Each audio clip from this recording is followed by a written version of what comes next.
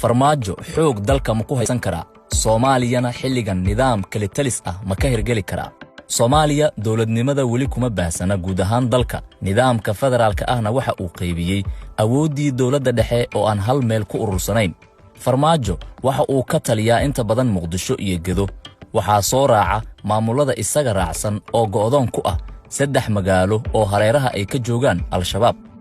haddaba maxay tahay waxa uu isku halaynayo iyo awoodda uu ku haysto Muqdisho 170 askar iyo saraakiil isugu jira oo beeshiisa ah 5 ilaa 6,000 oo askari sida militariga u tababaran oo ay Turkidu hubaysay loona yaqaano gorgor iyo 900 oo sida booliiska u tababaran oo haram cad loo bixiyay waxa uu arkaa in uu ku caburin karo Soomaaliya ciidamada xoogga dalka waxa lagu qiyaasaa 25,000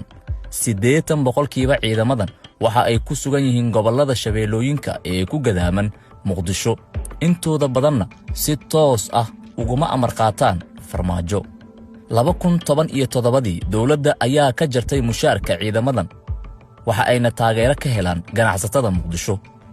ciidanka booliiska ah siyaasad lug kuma lahan ciidankan ma hoos tagaan farmaajo waxa taageero midowga Yurub waxa ayna u hoggaansamaan shuruucda caalamiga ah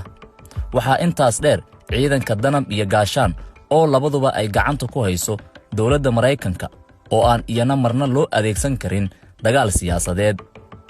labada guutana waxa la dhisay xilliyadii Shariif Sheekh Axmed iyo Xasan Sheekh arimahan oo dhan marka la isku soo daro waa sababta loo yiraahdo Soomaaliya waa dal jilicsan oo ay xilli kasta dagaal ka qarxi karaan fragile state sidaas darteed ayay ugu baahan tahay madaxweyne taxaddar badan nabadoon ah ka fakara cawaaqibta oo aan kaliya ku dhaqmin waxa ay maskaxdiisa u sawirayso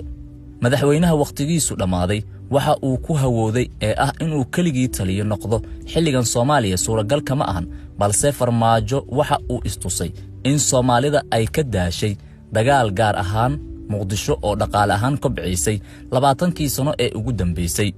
ganacsiyo waaweyn iyo dhismayaal casri ah ayaa ku soo kordhay sidaas darteed farmaajo waxa uu si dadban dadka Muqdisho ugu sheegay in ay kala doortaan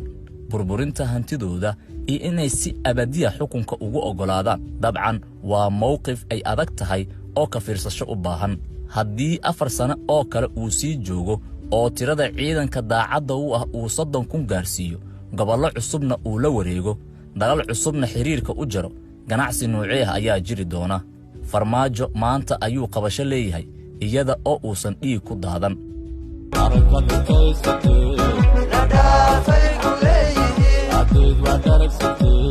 Nada fay kuleeyihiin